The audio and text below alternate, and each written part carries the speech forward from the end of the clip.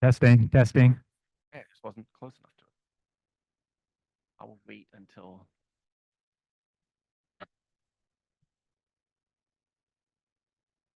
Okay. Hello, everyone. My name is Chris Phelan, and I am the interim director of the Heller-Hurwicz Economics Institute. The Heller-Hurwicz Economics Institute was created in 2010 with the mission of building a bridge between leading-edge economic research happening on campus and the business leaders, policymakers, government officials, and community members who can benefit from that research. We fulfill this mission through events like this roundtable today, strategic communications, including our office hours podcast. It's really good, listen to it. And policy briefs and investing in rigorous research done by top University of Minnesota economists and students, all with the goal of influencing real-world economic policy decisions that promote the public good.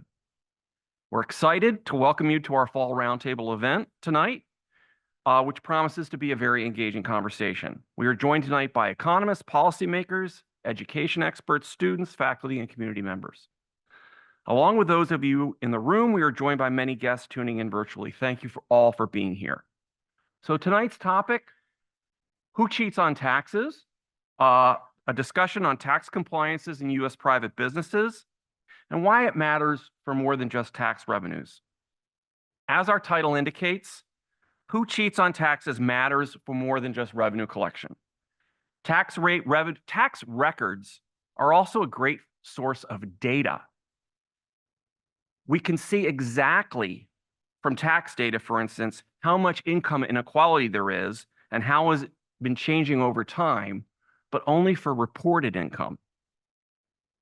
By its very nature, reported income data doesn't tell us about actual income inequality if the reported income differs significantly from actual income.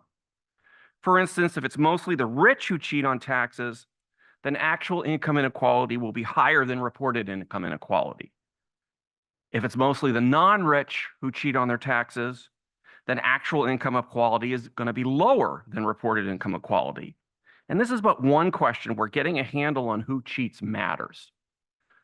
So to help us get to the bottom of these issues, we are thrilled to have two very distinguished scholars with us this evening. The first up is my economics department colleague, Anmol Bhandari. Anmol holds our department's Carter Schwab Professorship in Economics. He's also a consultant at the Federal Reserve Bank of Minneapolis and a research associate at the National Bureau of Economic Research, as well as an editor of the Journal of Political Economy, Macroeconomics, and has served as president of the Minnesota Economics Association. His research centers on public finance, asset pricing, and quantitative macroeconomics. Our second speaker, Dr. David Splinter, is a senior economist at the Joint Committee on Taxation of the U.S. Congress. For over a decade, he has estimated the revenue effects of policy changes to immigration, payroll taxes, and child tax credits. His research focuses on income inequality, income mobility, and tax progressivity, and recently the distribution of COVID relief and progressive wage recovery. Thank you to both for joining us. We'll start with Anmol, followed by David. Anmol.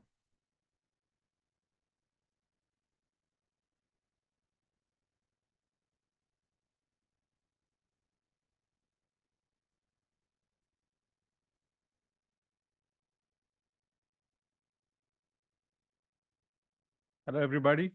My name is Anmol Bhandari. I'm very happy to be a part of this roundtable on who cheats on taxes. So I'm going to talk about tax compliance from a macroeconomist's perspective. And my remarks will broadly cover two topics. Michael. Yeah. My remarks will broadly cover two topics, measurement and the theory of tax compliance. So in the first part, I'll go over briefly some patterns about tax compliance, both aggregate and individual level. David, who is a leading expert on measurement, will talk a lot about that. And in the second part, I'm going to discuss how these patterns guide us towards a quantitative theory of tax compliance, which we can use to study policies related to tax compliance. Okay. So before I start, let me do some bookkeeping for the U.S. for the US government. What do we spend on and how much do we bring in? I'm going to take 2018 as an example year. It's kind of a normal year before COVID, but also the latest year for which we have data on aggregate mismeasurement of income. But this is going to be illustrative for other years too. So in 2018, we brought in 5.6 trillion in tax revenues, and the US government spent 6.7 trillion, which means we had a deficit of $1 trillion. Now compare this to the amount of untaxed business income in the US. It is basically on the same order. So untaxed business income for the US for 2018 was about $1 trillion, which is roughly the same as the deficit which the US government ran. Okay. You can most of the untaxed business income, it turns out, comes through pass-through business income, so about $700 billion of it. And you can look at these numbers also as a fraction of GDP. So the deficit was minus 5.4%, and the pass-through income contribution of that was pass-through income was untaxed was about 3.4% of GDP. Okay, so the point of these numbers is that these are big numbers, and it has prompted a lot of public debate about tax enforcement and also discussions about more funding for the IRS. We saw something concrete when the Biden administration passed the Inflation Reduction Act, in which it had about 80 billion furthermore allocated to the IRS over 10 years, which effectively doubled the IRS's enforcement budget. So this is the background in which I want to discuss our research. We are interested in policies like these. Are these effective? Are there other policies? And our reading of the literature is that, and the state of knowledge on this topic is that both measurement and theory are lagging behind. And that sort of sets us up for a research goal. We want to update both of these. And part of this work is done with collaboration with the IRS, which is going to help us achieve these goals. Okay. So the way I want to organize the rest of the talk is that first I'm going to give you a little bit of a summary of what private businesses do in the US, and some details about their compliance, and then talk through how we then model them and use the theory. So in the last 40 years, there has been an interesting change in the landscape of business income in the US. In the 1980s, so this is a graph which looks at the composition of business income by different types of businesses. In the 1980s, if you look at the leftmost side, what you see is about 3/4 of the business income came from C corporations. Mostly these are large listed corporations, although not all of them. Not all of the income comes from them. There are also privately held C corporations, but primarily the big part of the green thing is publicly listed C corporations. As time goes by, currently, what you see is a big decline in the share of incomes from C corporations, and that's offset by increases in business income from sole proprietors, partnership, and S corporations. These three together are called pass-throughs, and that's a significant change. What it means is that more than half of the income now comes from private businesses, mostly pass-throughs. These businesses are complicated by their nature. We know little about them, but they dominate the discussion of inequality, tax policy, business dynamism, and so on and so forth. It turns out that because we know little about them, there are conflicting narratives about what motivates them, what do they do. So in some of our current work, we have looked at the first two bullet points: what drives entrepreneurial activities, how much they earn, so on and so forth. Our current work is going to focus on how they cheat, how much they cheat, and what we can do about it. Okay. So before I get into the compliance, I'm going to flag a couple of topics, or at least concepts. I'm going to be brief over them, partly because David is going to talk about them in much more details. But basically, whatever we know about the compliance comes from audit data. And there are two types of audit which the IRS does: operational audits, which are done in the regular course of business, and random audits, which are done to estimate the tax gap or to correct for national accounts. So the random audits were the random audits have a long history. They were known by Taxpayer Compliance Measurement Program (TCMP) in the old days, and currently they are done under the National Research Program. It turns out that just doing random audits is not enough. These audits are not the sample sizes are not that large, especially given the funding the IRS has for them. And there's a ton of adjustments which are done beyond the random audit. And there are a lot of interesting details which are buried under these adjustments. But for now, I want you guys to take away this idea that the IRS does random audits plus some adjustments, and this is the source for estimating the tax gap. How much taxes are we missing? Okay. So based on their calculations, let's look at the numbers a little bit more in details. So this is across time, and the tax gap is roughly $600 to $700 billion. More recently, about 3% of GDP. Okay, if you break down this tax gap on a broad level, most of it comes from underreporting, and most of that comes from business income. So about half of the tax gap, which is about $300 billion, comes from business incomes. And this sort of should connect to the $1 trillion number I gave in the beginning. If the tax rates are roughly about 30%, if you miss $1 trillion of income, you're going to miss about $300 billion of taxes, which is what this is trying to say. And it's kind of not surprising that a lot of the missing tax or the tax gap comes from business income. There's a simple reason. With respect to other income like wage income, there are, the taxes are collected before they get before the income comes to the taxpayer, like your W-2 income. When it comes to business income, there is just one-sided. There's no two-sided reporting, and that's sort of the primary reason why most of the cheating happens with respect to business income. Okay. So now I want to get into a little bit, not too much, into how widespread the cheating is, and this is where I'll use evidence from the past NRPs.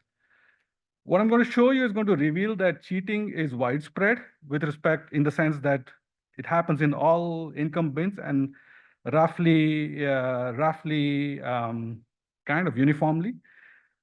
But within each income bin, there is a lot of concentration too. All right. So let me describe what I was trying to say with the help of this graph. So I'm going to rank people by their business income. So the bins here are percentiles. Negative means people who make losses. 0 to 40 means 0 to 40th percentile. 40 to 60, so on and so forth. Right. So this is reported income.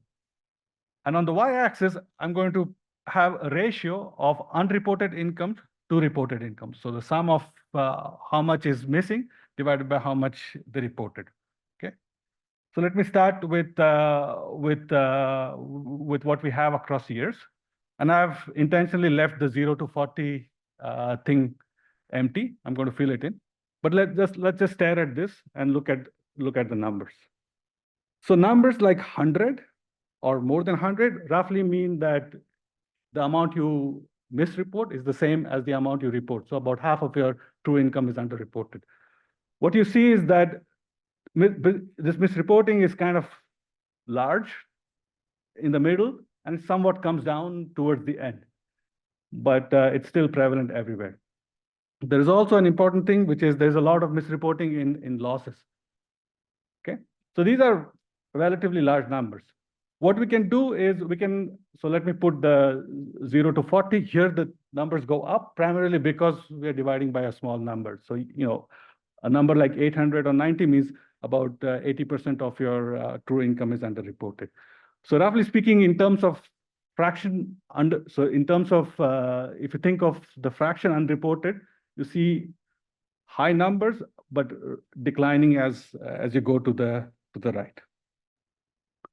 We can do something else. We can look inside of each bin, how the distribution of underreporting is what is the histogram or how it's distributed, this underreporting.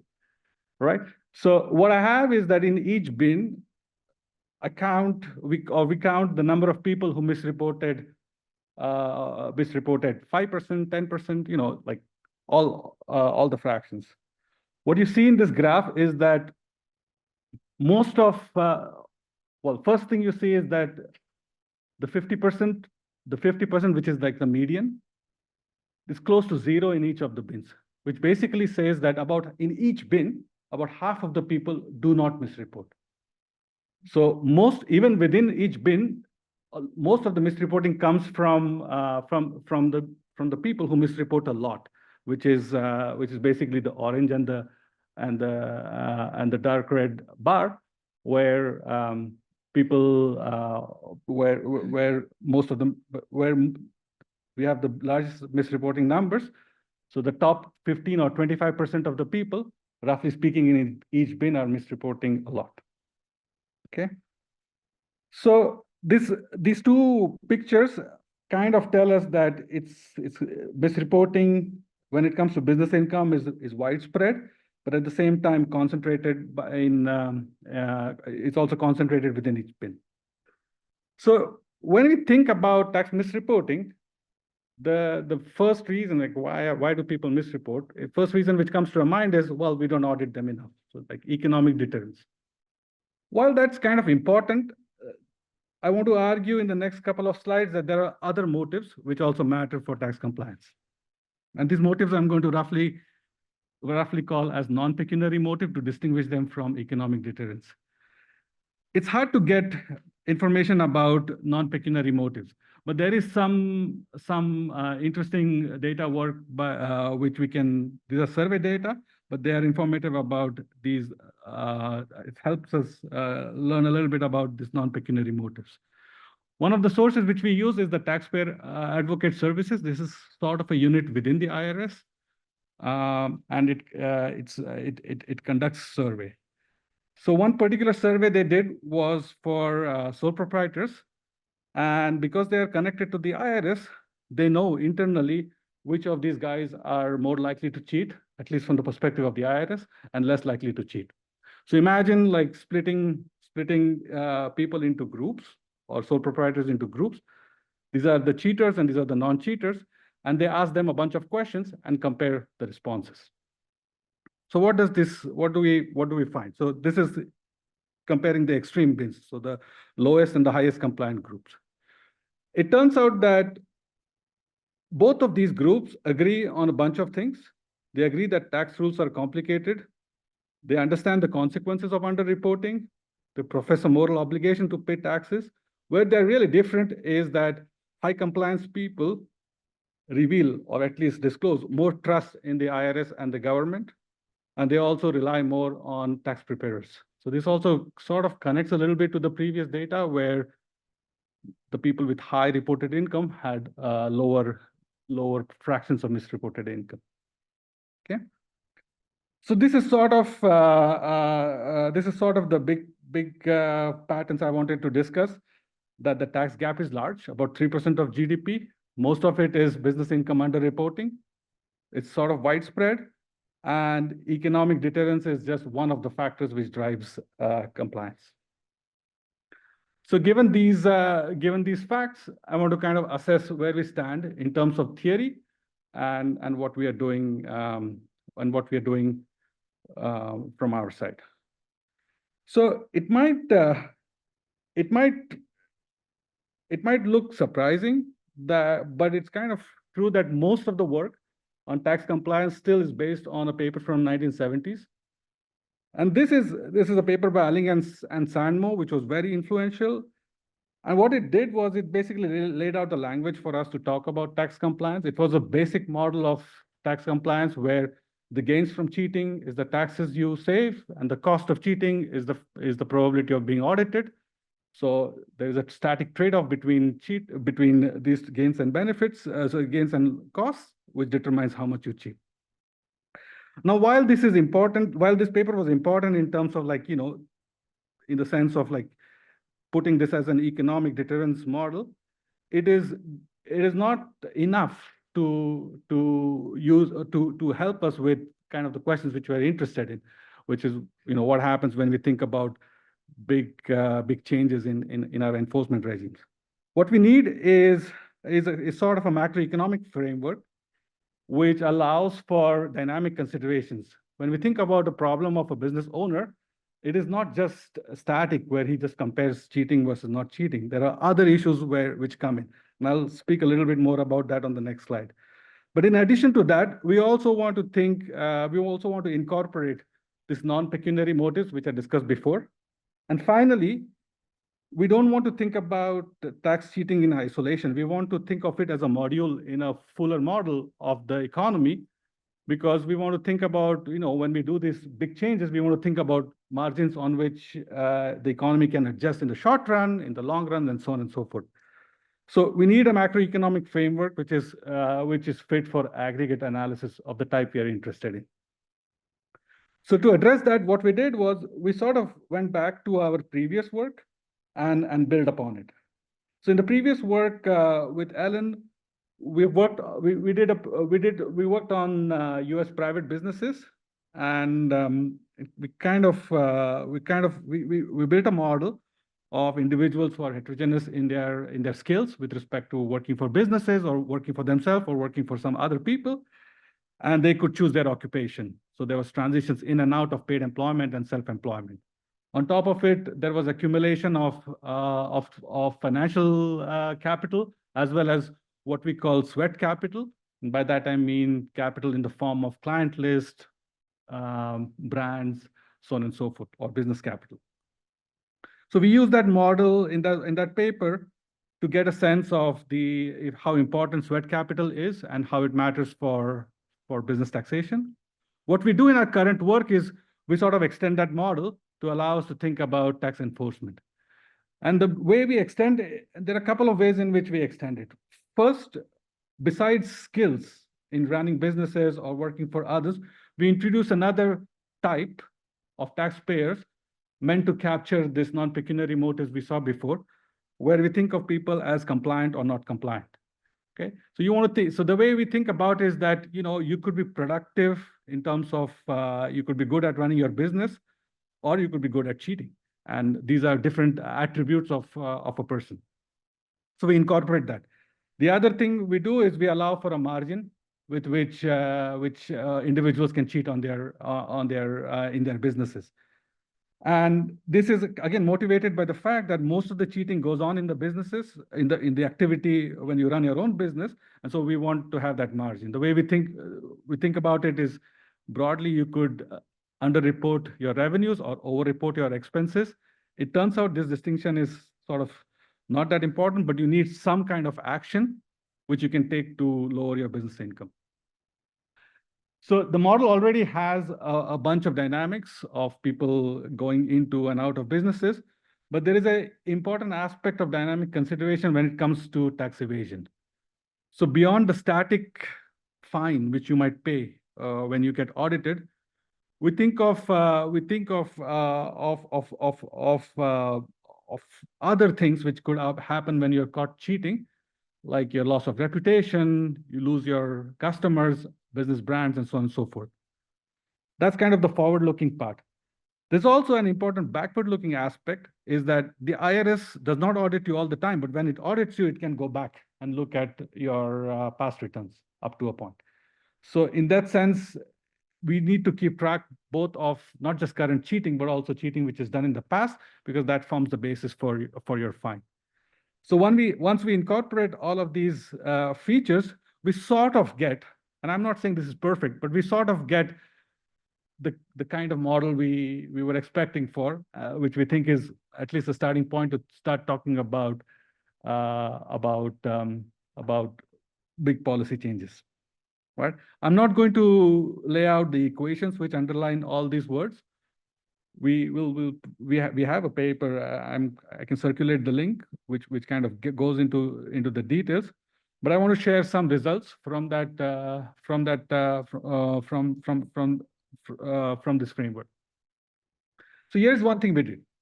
So imagine you want to raise certain revenues, and you think of two ways of raising money. One is you make enforcement stricter, so you hire enforcement, and another way is you increase taxes on business.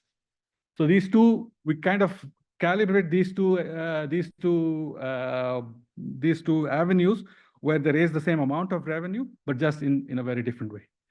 And what we do is, from the lens of using our model, we look at outcomes, like what does each of them do, where they're similar and where they're different. What we find is that both higher enforcement and higher taxes lead to fewer businesses. And that's kind of intuitive. Both of them are, in some sense, a tax on running a business. In fact, we find that the higher enforcement leads to fewer businesses than the higher tax rates for the same amount of revenue. But they're also different in some key ways. One of the key differences is the composition of the tax base for business owners. So remember, when I described the setup, individuals are different in two dimensions in terms of how good they are at cheating and how good they are at running businesses. In a world of law enforcement, you can imagine what happens. You have a bunch of people who are running businesses because they're good at cheating, and not necessarily because they are good at running businesses. When you increase enforcement, you are basically imposing a tax on these people. So what you get is a change in the composition of the tax base, where you have now more productive, and or on an average, we have more productive in terms of running their businesses people as a composition of who pays business taxes. The other thing this policy experiment does is that changes the type of capital which you accumulate. So in a world where you're cheating, where you have a bunch of cheating done in the past, there's always this big risk that you might be audited, and you need to save in response to this eventuality, which means that a lot of resources are stuck in what I called initially as financial capital. When you do higher enforcement, there is less cheating, so less need to keep this financial capital, and you kind of invest more in business capital. But on a broad level, what these counterfactuals allow us to do is we can test things like IRA. And what we find, at least at the current, what we have right now, we find that policies like IRA, Inflation Reduction Act, they can be effective. So in the example in the simulations which I was describing, enforcement costs go up by $5 billion. So this is less than the $8 billion, partly, but this is kind of the right number for us, because a part of that $8 billion is for people who pick up phones. So if you think about pure enforcement, that number is more like $5 billion. So you can think of this as replicating, roughly speaking, the size of the IRA. What we find in our model is that tax revenues go up by $20 billion a year. So it's about $4 or $5 for every dollar you spend. These numbers are in line with other estimates people have put out there, and at least in a world where audits are very effective, which is something we can talk about in the discussion, but in a world where audits are effective, you can raise money from higher enforcement. All right. So I'm coming to the end of my talk. I want to summarize the key takeaways. So tax evasion is large, it's widespread, and at least in our opinion, understudied. Business owners are the major source of tax evasion.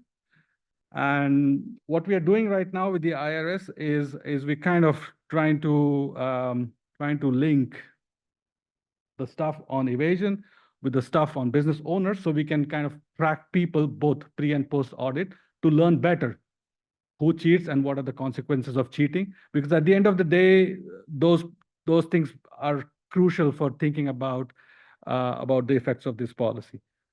And I mean, there are other things about, short-run effects, long-run effects, and welfare, which we want to work on.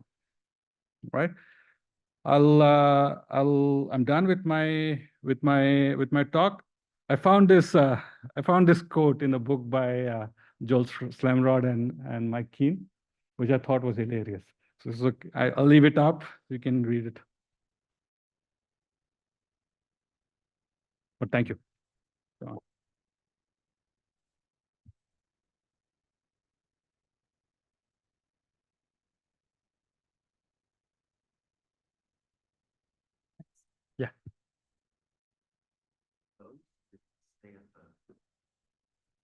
Okay, is this on?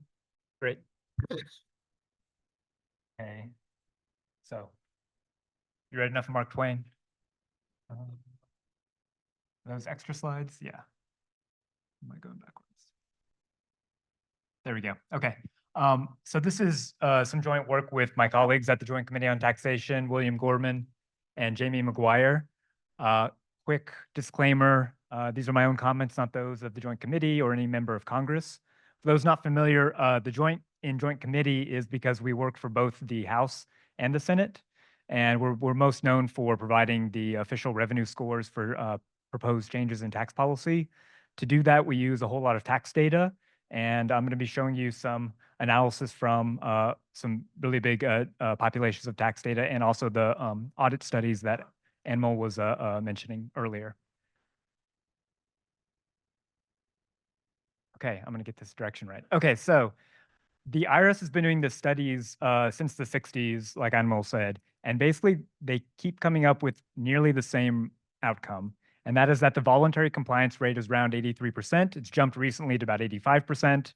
And then in 2021, what he showed you were actually forecasts. That's why those numbers were exactly the same in 2014 and 2021. But in 2015, there's about $500 billion of estimated unpaid taxes by the IRS tax gap method. And that's out of 3.3 trillion of true taxes. You divide those two, you get a 15% non-compliance rate. And that's what we're really going to be breaking down in this discussion, trying to understand who are the people who are composing this, what kind of income it is it, and where in the income distribution does it lie. So the official kind of IRS estimates rely on a whole lot of work. These don't just come out of nowhere. These are based on a lot of information and a lot of auditors' work. And these are basically real audits that I'll describe a little bit more. But they're not going to provide you any distributions in the official tax gap estimates. And so that's what we're going to provide here as a new contribution. We're also going to discuss some of the limitations of these tax gap estimates and also the macro implications. So the special audit studies, the NRP, as they're known as now, they, as you've already seen, find widespread noncompliance among about half of tax returns. And this is largely in these pass-through businesses, in particular sole proprietorships. That's Schedule C on your tax return. And what we find with these audit studies is that the income distribution becomes slightly more equal when you add this underreporting. So that's addressing the setup that Chris had at the beginning of the presentation. Okay, now what we're going to do is we're going to use those audits to estimate the gross tax gap for filers. We're going to add in non-filers, corporate taxes, estate taxes, and also underpayments. And then we're going to get to a net tax gap by deducting late payments and the effective audits. As you can see here, the effective audits is not particularly large. That's because we don't do many audits in the US. We'll also find that the non-compliance rates are the highest at the bottom of the distribution. And this is similar to what other papers have found that have either looked at both either the underreporting income or just a portion of the tax gap. What we're going to do is look at the full tax gap. Okay, so these operational audits are kind of like the normal setup. If you get audited, you're going to be selected based on the likelihood of noncompliance because IRS has limited resources, so they want to target those returns that are most likely to have underreporting. And they're only going to look at the lines of your return that are the ones they're going after. The random audits, in contrast, are going to basically randomly choose people. They're going to oversample people with high incomes, and they're going to go line by line throughout your whole return. So these are very frustrating kind of audits to go through, but they're very helpful for people who want to understand noncompliance. The numbers that come out of these are going to include every change that the auditor thinks is appropriate. This is even if it comes out of an accidental error by the taxpayer, just because they had a missing document and they're going to have a deduction rejected, or when the rules are uncertain, which is the case for a lot of business tax rules. It is not estimating technically evasion because this isn't estimating the intentional kind of noncompliance. This is just what the auditor thinks is the difference between what the person reported and what it should have been. Okay, so this is basically the same as what Anmol showed you. There's about 9% of people who are found with the auditors to overreport their taxes. About half of people have no adjustment, and about 44% have a positive adjustment. And of those, about a third have at least $100 of their taxes go up after this audit. Okay, but this is still not telling you much detail. How is it distributed over the age distribution? Well, it's pretty proportional. the age distribution. That's the blue lines is the share under reporting, the orange is the share of the population. So in every age group, in every income group, there's going to be some underreporting. On the right, there's, like Anmol said, there's this large tail of people who are doing a disproportionate amount of the underreporting. There's a 10% of people who are basically only paying half of their taxes. And there's some people that are only paying a third. That's that 5% at the very end there. Okay, so what kind of income is driving this non-compliance? At the very top, you have the most non-compliant in 2001 was farm income at 72% non-compliance rate estimated. But the blue line shows you how much that contributes to the tax gap. And it's not very big because farm is just not a big part of the US economy. Below that, you have the next most non-compliant source, and that's for sole proprietors and also their self-employment taxes. And to some degree, the next group below that, which is non-filing. A lot of that is due to self-employment. So at least 40% of the tax gap is coming from these sole proprietors, and they're really driving a lot of what we're seeing in these audit studies. For the more than the average or less than average non-compliance rates, you can see partnerships, S corps, corporate taxes, capital gains, deductions. So larger businesses tend to be more compliant than these sole proprietorships, according to these studies, and also capital gains. Are something that are now reported on 1099s pretty well, and so they're going to be covered with that information. Okay, as you've heard, we're going to scale up the amounts of underreported income that the auditors detect. And the way the IRS is going to do this is with a process called detection controlled estimation. And what they do is they compare similar returns and they bring the less aggressive auditors' adjustments up to the most aggressive auditor adjustment within those kind of group. Now, what this is going to do is it's going to triple the amount of undetected income.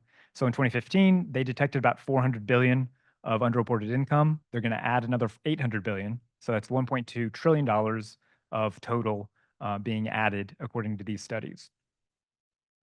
As far as the taxes, they only double so they start with 150, and then when you add this other income, it's going to nearly double with 130 more. Okay, so how do you actually implement this with the data? With these DCE, you need to have some multipliers where you're going to scale up the detected amounts of underreporting. The old method was to just proportionally scale up everybody with really similar kind of multipliers. But this will give you an incorrect distribution. And there's a lot of people who criticize this. So the first quote here says that these multipliers were applied to all auditors, regardless of the skill. And that runs counter to the intended application of the adjustments, which is to scale up the less aggressive auditors more than the most aggressive auditor. Okay, so what Jerry Otten and I developed a new kind of multiplier method called distributionally consistent multipliers that are going to try and do this to some degree. Okay, so this is just a hypothetical example. Let's say you have 4 auditors going from the least aggressive on the left, who only detects about $10 of underreported income, and the most aggressive on the right, who has about $100 detected. And these are among similar returns. So the simple multipliers would basically just scale these up. And what you see is this person at the right, they already had the most aggressive auditor, but a simple multiplier would then give them way more money. In a lot of cases, what this would do is it would drive them up to the very top of the distribution, even though that's where they probably shouldn't be. So what we're going to do with the distributionally consistent multipliers is try and scale up those with the smaller adjustments more than the one at the top. We don't see the auditor identities in the data we have available, so we're going to have to do a kind of indirect method, but it's going to have the same effect as what I'm showing here. Okay, so this is a similar figure to what Anmol showed. On the left, we have negative incomes, and then we show the next 4 income quintiles. That's 20 percentiles of the distribution. And on the right, I break up the top quintile into 4 groups. Now, what we're doing here with the gray bars is we're starting with the $10 trillion of fiscal income. That's the income that's reported on tax returns, and we're going to distribute it over the income distribution. And then what we're doing is we're going to add it with the orange lines, the detected underreporting. Now, what this is going to do is it's going to lower the amount of income. Sorry, it's going to increase the amount of income in the negative group, and it's going to lower the amount of income at the very top of the distribution. That's going to lower income inequality somewhat.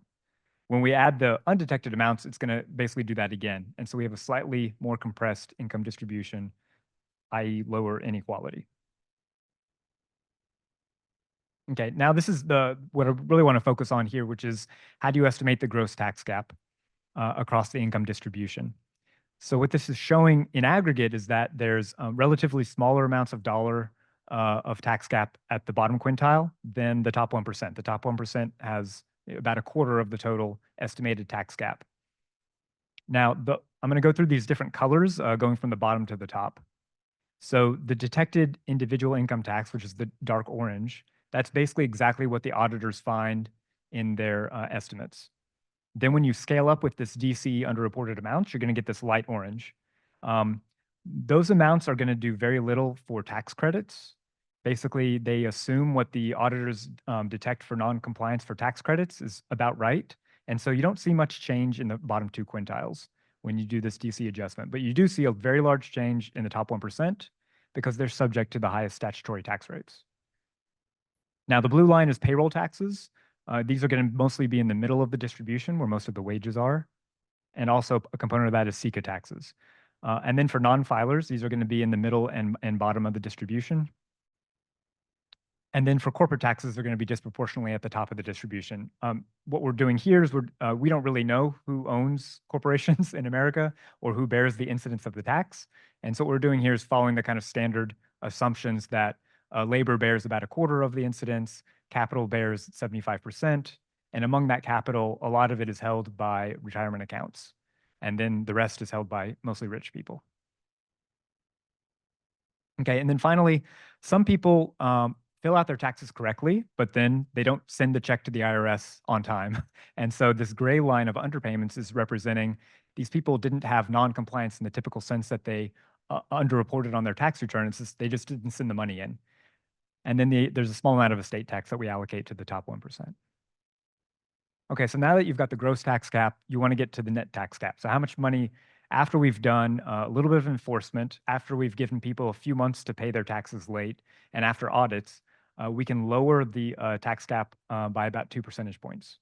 And so you can see these late payments in gray are mostly offsetting the underpayments in gray above. And so basically most of the kind of late payments, they come in, sometimes with nudges from the IRS. And then you can see that audits in purple are basically not doing much to close the tax gap. Okay, but so you've seen that the absolute dollar amount is mostly concentrated at the top of the distribution when it comes to underreporting and noncompliance. But to get a kind of noncompliance rate, you need to scale that by the amount of taxes that people pay voluntarily. And so what I've done here is I've stacked these gray lines on top, which is how much they pay voluntarily. And now what we're going to do to find the noncompliance rate is we're going to divide that gross tax gap amount by the total amount, which is what the IRS would consider the true tax liability for each of these groups. Okay, and when you do that, you get the noncompliance rate for each of these income groups. And you can see that the bottom two quintiles have about twice as much noncompliance, and everyone else is about average. The way that everybody else can be about average is because this is based on dollars, and most of the dollars are at the top of the distribution.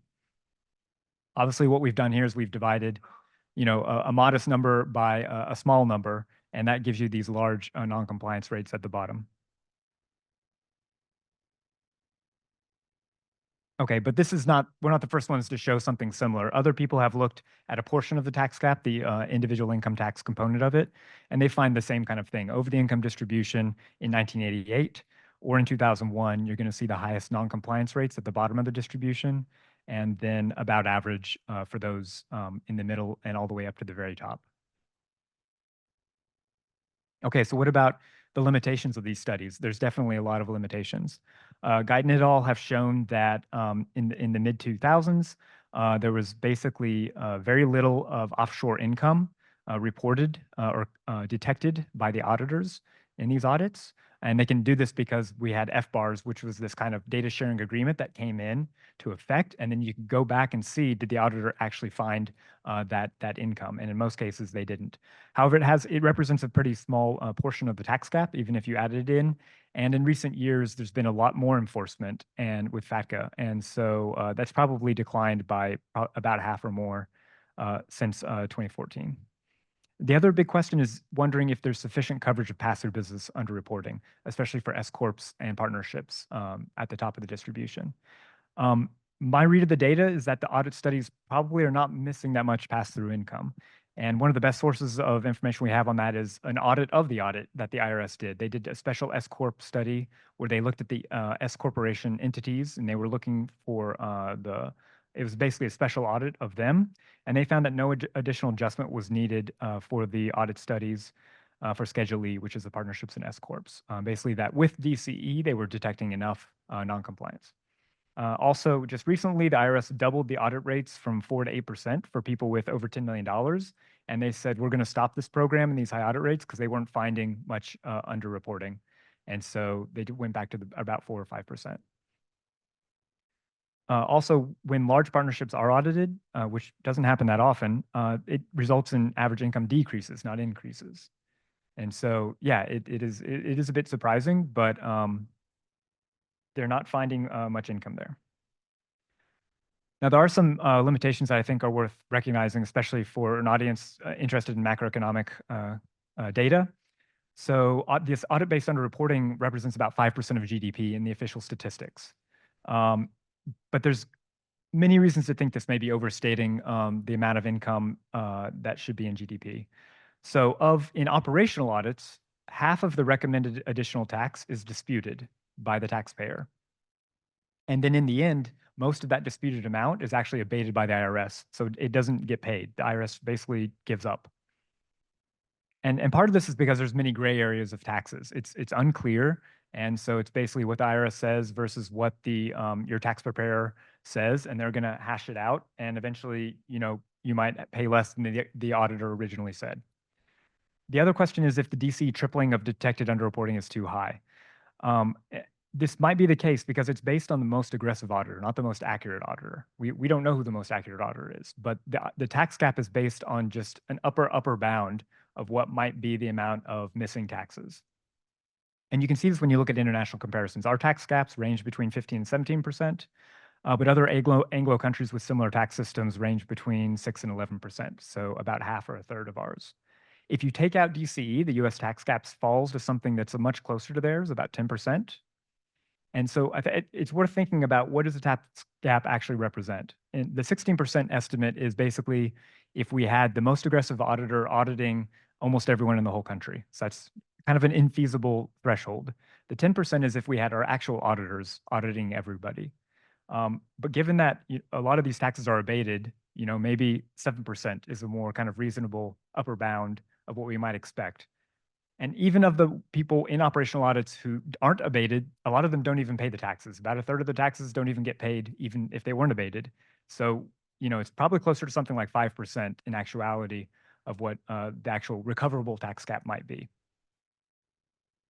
Another real big concern is that some of the most volatile income is this underreported income from these pass-through businesses.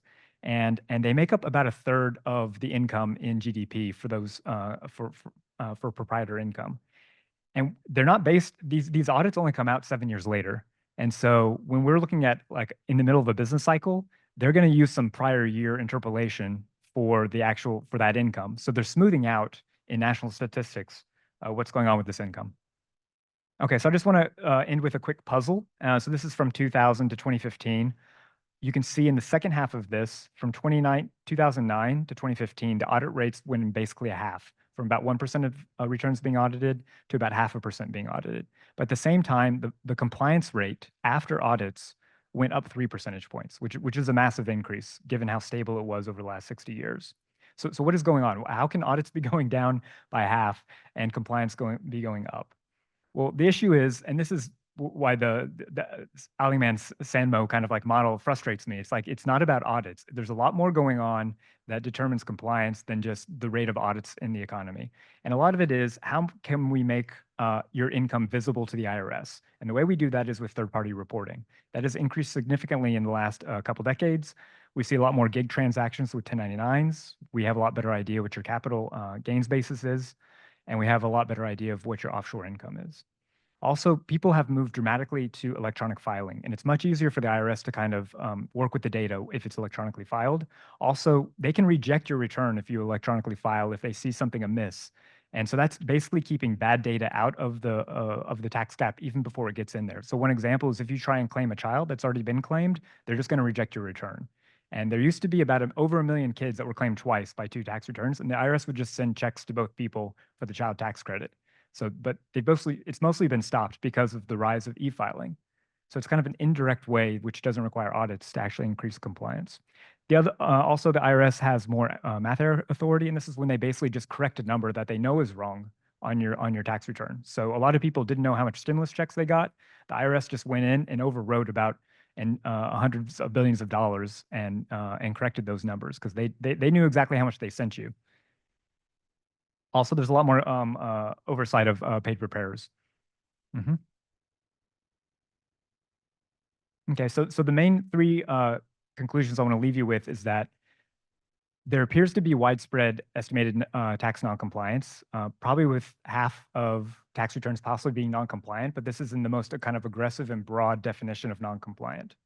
44% of tax returns have some kind of tax adjustment. An additional 6% of people with no adjustment don't pay their tax bill on time. But this is mostly concentrated as far as the dollars go in sole proprietors. And the noncompliance rates are about twice the average at the bottom of the distribution, about average for everyone else.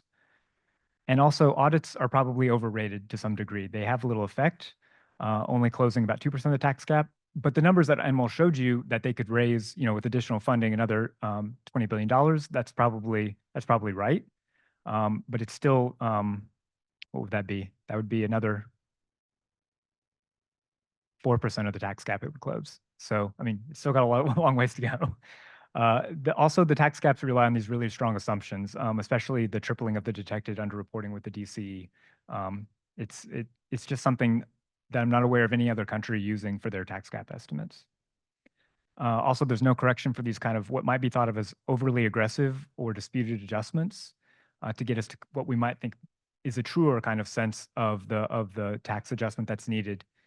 Instead of just going with what the auditor thinks. I mean, this is really hard. Like, how many auditors of the audits can we do to figure it out? But one way to do this is, it'd be nice to know the range of noncompliance detected by auditors of similar returns. We don't know what the median detection is relative to the most aggressive. And if we had those two moments, I think we would have a lot better idea how much more aggressive one is relative to another. Also, this could potentially bias GDP levels and to some extent business cycles. Okay, I'm there.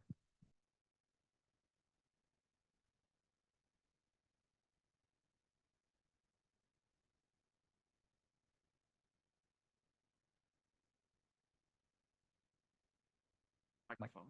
Okay. Have a seat.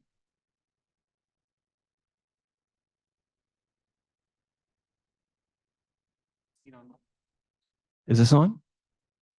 Okay, that was fascinating. I want to use my prerogative for the first question, and that is what I like. I always call it the Willie Sutton question, which was Willie Sutton was a bank robber who was asked why he robbed banks, and he said because that's where the money is.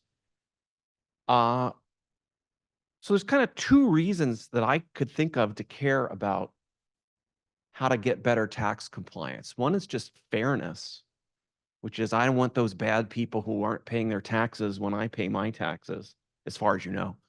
I want the people who aren't paying their taxes to pay, but there's also, I just want to raise money. So what are your guys, do you see a trade-off there? And just also, where is the money to increasing enforcement? Is this a big deal? Should we worry about it? Yeah, the rate of return of being about 3 to 5 times on spending on enforcement, I think is about right. That's been consistently shown. So if you want to raise revenue, that overall is what you're going to get, but you're going to get blowback. People don't like being audited. People don't like having their refundable tax credits denied. There's also a disparity in what is cheap and has the highest rate of return. Tax credits, not every audit is an in-person audit, which are expensive and time-consuming, sometimes don't raise any money. So the other thing that the IRS does in a much larger number are correspondence audits. They send you a letter, and if you don't answer, they might just not send you your tax credit. And those can be problematic because maybe the person moved and they can't get in touch with them, but they're very cheap. And so if you want to raise revenue, they're great. but they're not going to hit where the money is. The money is at the top, potentially, but it's harder to get. I want to add one thing. So a world where you have more enforcement also means that you have a broader tax base, which is often useful in the sense that the cost of raising taxes is often, if you want to raise some money, it's good that you raise it from a broader tax, but you have to raise in percentage terms smaller, which is often less costly to do. So eventually, if we are looking, for higher tax revenues in the long run, it's better to have a broader tax base, which I think we get by enforcing taxes.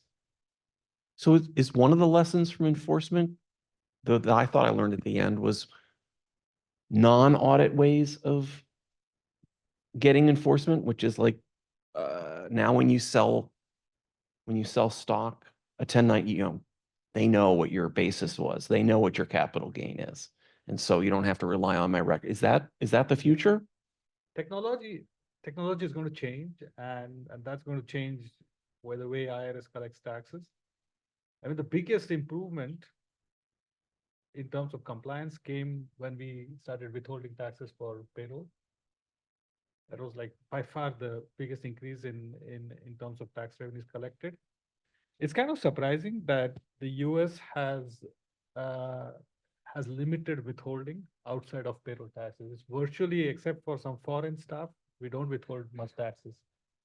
But one lesson for me is either third-party reporting, which comes through things which the IRS is doing now, or some sort of withholding of taxes will just automatically will help in collecting more taxes. Okay. So I guess now's the time we want to get questions from the audience. How about, I'm the interim director. I'm going to actually ask the director. Do we have a? Okay, and so, you guys are very focused on how do we get enough tax revenue? And if you think about one lever, how do we increase the tax compliance with having more audits, say? But what about changing the system just to make it, imagine we change the tax code to make it harder to evade. I mean, David mentioned kind of third-party reporting. And as a foreigner, to me, the tax code is super complicated compared to so Scandinavia has figured it out. If you want to have high taxes, the tax code has to be super simple. But so just as an example, you showed that almost all the lion's share of the missing tax revenue is from business owners, so sole proprietorship, as opposed to corporations. Why couldn't we just tax sole proprietorships like corporations? Wouldn't that just solve the problem? Yeah, changing the name is not going to solve the problem. There's consumption taxes are clear because there's a clear transaction at a clear price, and we don't have a VAT. If you have an income tax, then there's always going to be the problem. And you have a business, what is a personal consumption expense that's non-deductible, and what is a valid business deduction and business expense? And that's really what these debates are about. I mean, there's obviously hidden deductions that can happen in a C corporation, a sole proprietorship, a partnership, anything. But there's just not clarity in when you're spending money in a non-consumption tax world, and what is private consumption and what is an expense for the business. And I think that's really where, so among the sole proprietorships, over 2/3 of the corrections of income are coming from excess deductions that are denied by the auditor. And so this is really a question about paper trails for spending on the business side. I kind of agree with that. Yeah. In other countries, maybe in Scandinavia too, with value-added taxes, there's actually a chain of transactions, and there's an, if you have invoicing which is electronic, you can follow this chain, and that gives you automatic ways in which you're going to enforce payment of taxes, because the other guy has to ask for a refund. We don't collect in the US that much revenue from value-added taxes. So it is a good question and a broader question of, if we should be changing that. I think most economists would say that it's a good idea to go to something like a value-added tax. But yeah, I don't. How about the red shirt right there?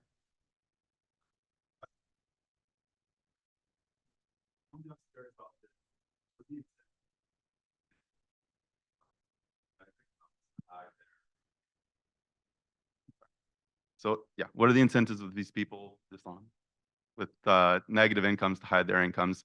If they report, are they just not filing at all? If they reported their incomes, could they write them off in the future? Anything like that?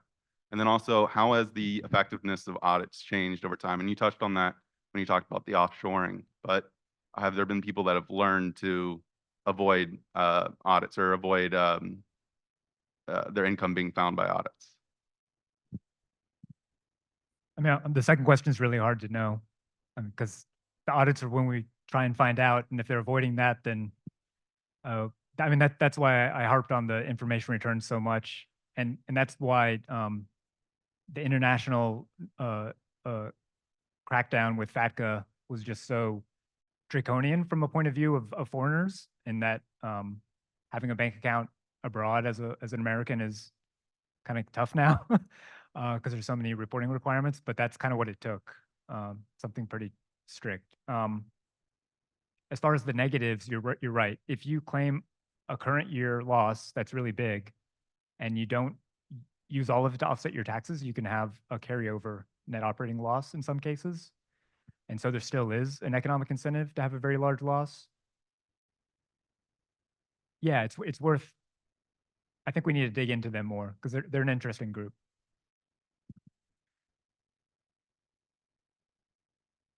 Yankees cap?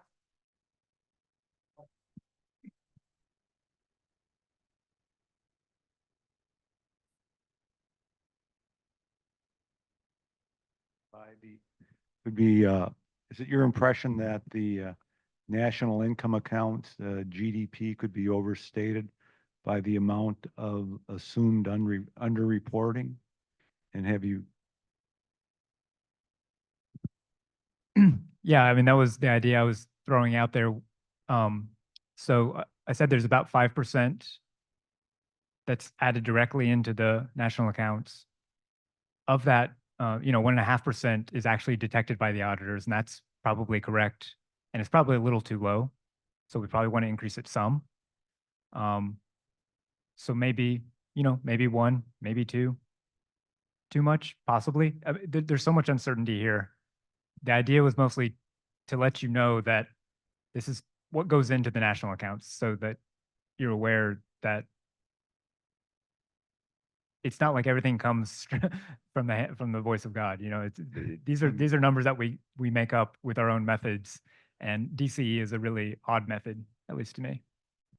Well, let me ask you a follow-up question. That if the income side's overstated, then that implies in some way the product side is overstated. In other words, the C plus I plus G plus X minus M has to be overstated. And so the question is, how does, have you talked to BEA, how they, where they find the extra product? Or Right, there's always a residual between the two right, methods, the income discrepancy. and then the product discrepancy. And there's so many moving parts. It's hard. I don't know if we could isolate this as one of the causes, but it's worth thinking about. And the other issue is it's been so constant over time. We don't have any variation to tease this out. Tom.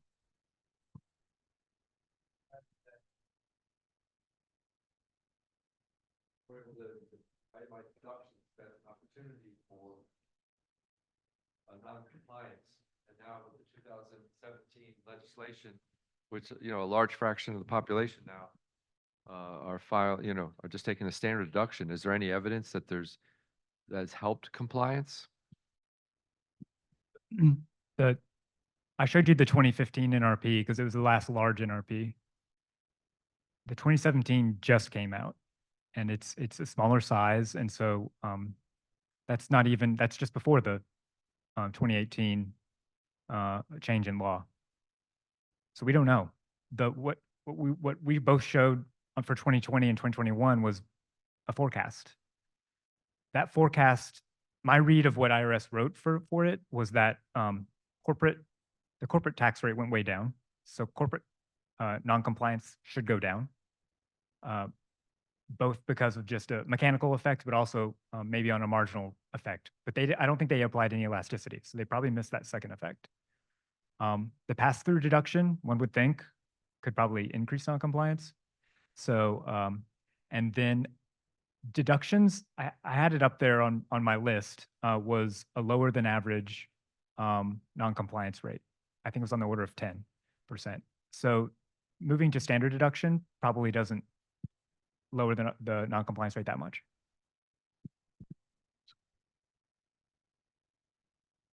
Yeah, right there.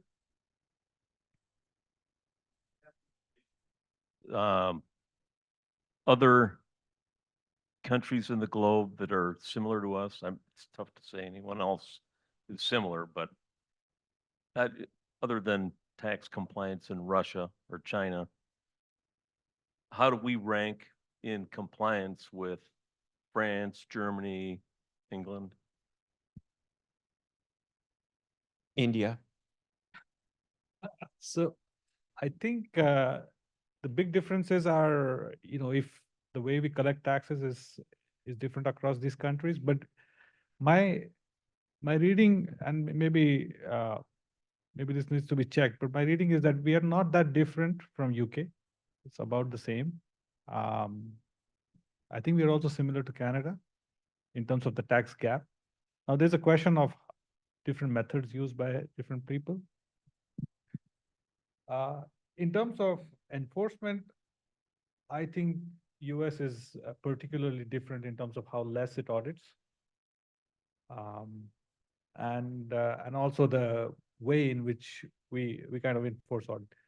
Chris mentioned India. I mean, India is, it's this issue is on steroids in India, collecting tax revenues. But there's something I feel we can learn from India too, because they have been thinking about this problem much more than the US. There were two things, at least I see on the face of it, which I think are interesting and kind of worth thinking about, which are different between India and, or at least India and the US. One is that India, even for the direct taxes like income taxes, India relies a lot on tax withholding. So even business to business payments, if they cross a certain threshold, the payer has to withhold the taxes and then deposit it on behalf of the, so like your payroll tax withholding, we have withholding for business to business payment. I know there have been discussions about that in the US, and often it gets a bit muddled up with respect to, maybe it's hard to enforce or so on and so forth. But given that we are already halfway there with 1099 NECs and stuff like that, I think withholding is kind of worth thinking about. The other thing where India is different, and Australia is different too, I think, a bunch of other countries have a notion of a mandatory tax audit. So this is similar to the gap audits which we have, but you need an accountant to verify your tax position or the tax liability. This is done for larger corporations. So if you cross a certain threshold, you need an accountant or CPA or a chartered accountant to sign that not your, not just the things you disclose to your investor, but the amount you pay to the IRS. So the IRS enforces those tax audits. Again, it's kind of worth thinking about these things, given the extent of cheating which is going on. Yeah. So I'm going to jump in with another question because David has a pretty famous paper now recently in the JPE about whether rich people pay their taxes, or if that's part of what it's about. So it's this is off the top of my head. It's the top 1% pay 40% of the income taxes, but that's reported. Of the well, no, of the actual taxes that are paid as opposed to the taxes that are owed. The top 1% of reported income tax filers pay 40% of the taxes. Am I right in saying, you know, that if you ask the median person, they're going to say, yeah, but that's because they cheat. But that's actually not true. It's the barbers and the florists who are cheating, and the lawyers and so forth, who are the lawyers and doctors that the top 1% aren't. That's putting labels on it and stuff, but is that close to being right?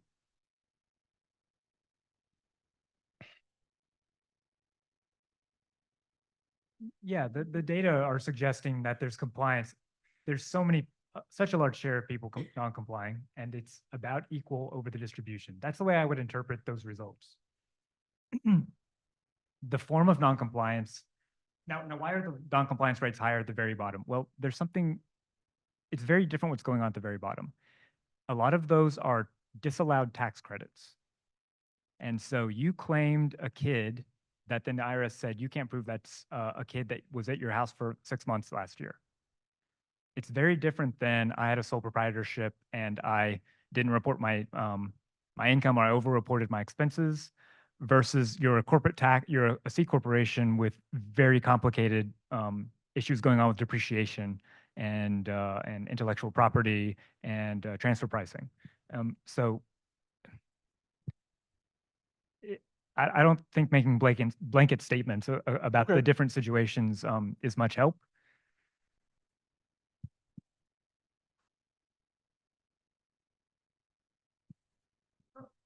Regardless of political standpoint, we're in an election now, but regardless of that, I guess everyone agrees that we can discuss how much taxes should be, but at least that people should pay, it should be kind of done in a fair way. If you could say one thing, the simplest thing you could imagine to increase compliance, what would it be? Or to increase, just one thing. For me, it would be some sort of either third-party reporting or withholding.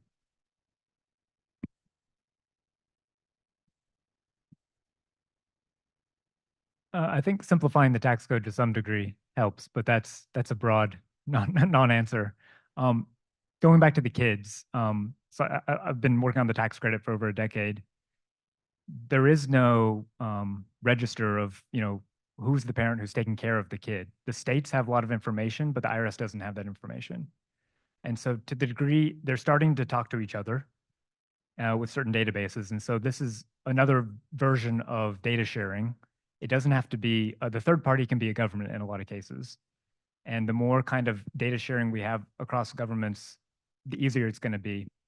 So just going, you mentioned, making the biggest one thing we did to make compliance better was we had W-2 reporting to the IRS.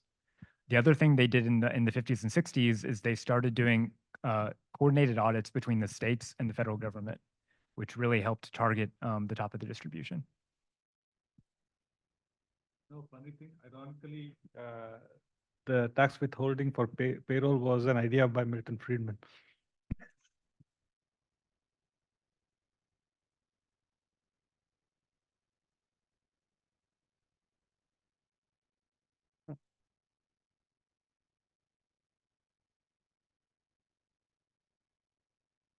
David, if you have a sole proprietor at the low end of the distribution and they also have children, can they get a double benefit by underreporting their income? In other words, their income's lower, so they get a higher earned income tax credit? Yeah, my colleagues, Jacob Mortensen and Andy Whitten, have a paper about bunching. And so that's when you report an income near the point, the kink of the EITC and the CTC that would give you the biggest credit. A lot of those people, most actually who bunch, are sole proprietors who can both misreport their income, their gross income, and misreport their deductions. What they did in their paper that was kind of novel is they showed it's not that people just get close to the credit maximizing, but they're exactly at the credit maximizing amount, like tens of thousands of them, more than you would expect in a random distribution. I think this is pretty clear evidence people are just kind of using tax software and manipulating the numbers to get to the biggest tax credit. There's also evidence that tax preparers sometimes help with the fudging.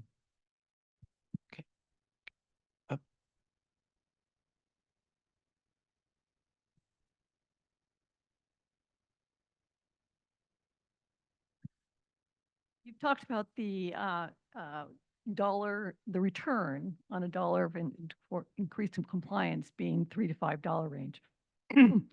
And you said it's fairly steady, but obviously there'd be declining returns to that, right? Exactly. So as we have more compliance, so there must be some sort of concept of an optimal level of enforcement that we have.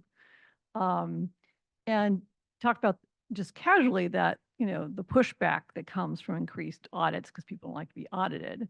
So what's this?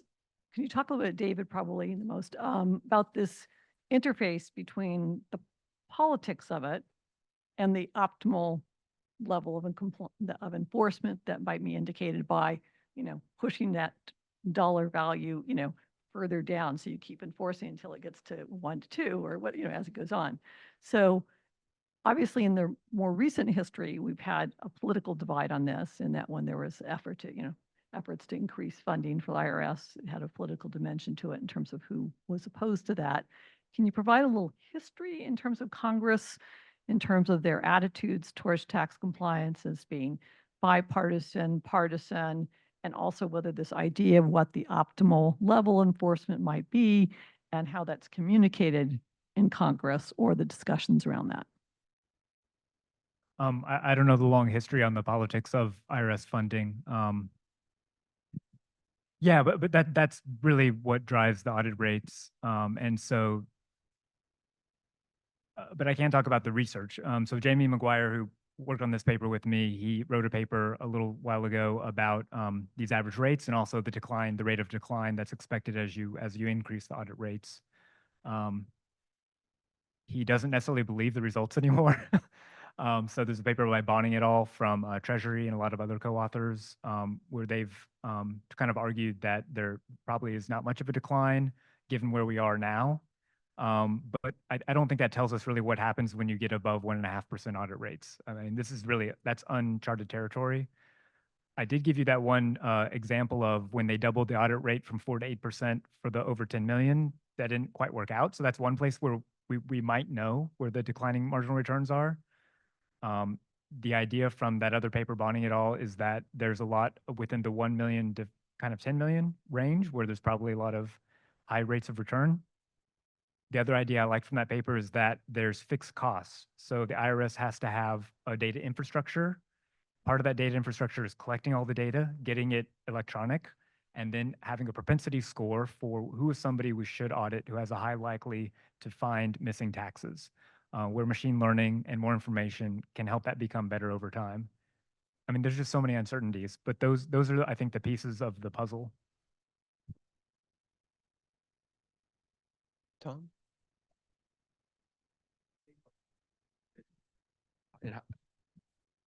Being in compliance, but if you actually dug down, you would see they were hiring all these lawyers and doing all these, loopholes and end runs around the system. So is it the right question to just think about how to set up a system to maximize compliance?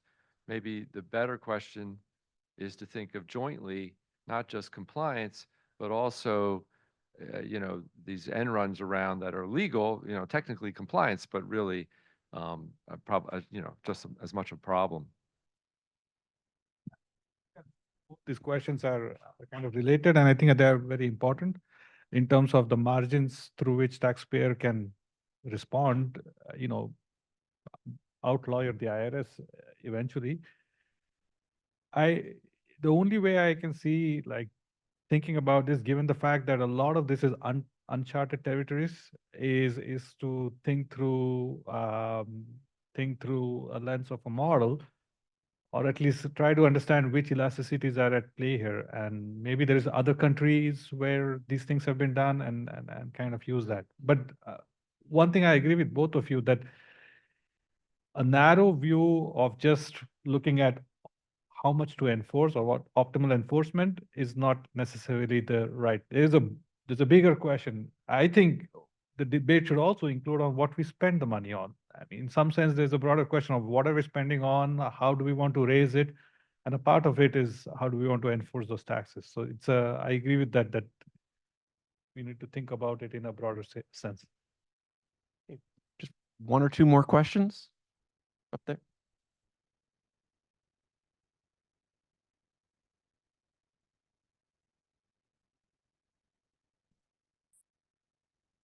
Thanks. So because bunching came up, in some of my work, I took self-employed filers and matched them to the ACS and looked at people who were bunching on the tax records were actually more likely to report lower incomes on the ACS. And this is looking at January ACS, so it should line up with the tax year. So these are largely, assuming that they're not incentivized, they don't have no incentive to underreport on the survey, then these are likely people who are inflating their incomes to reach the maximum EITC credit. Yeah, I mean, I think it goes both ways. Yeah, you can inflate your income to get to the kink, and you can add extra deductions to get down. Yeah.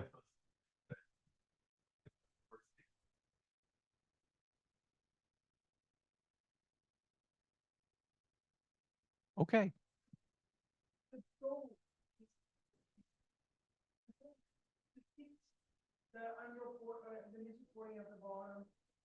That doesn't raise any revenue. It's a business owner. I agree with that. I agree with that. VAT, that's a solution. 100%. Well, Or everybody move to Scandinavia. I think it was Larry Summers who said that, the VAT, Republicans should like it because it's regressive, and Democrats should like it because it raises a ton of money. When in actuality, Republicans don't like it because it raises a ton of money, and Democrats don't like it because it's regressive. But it would.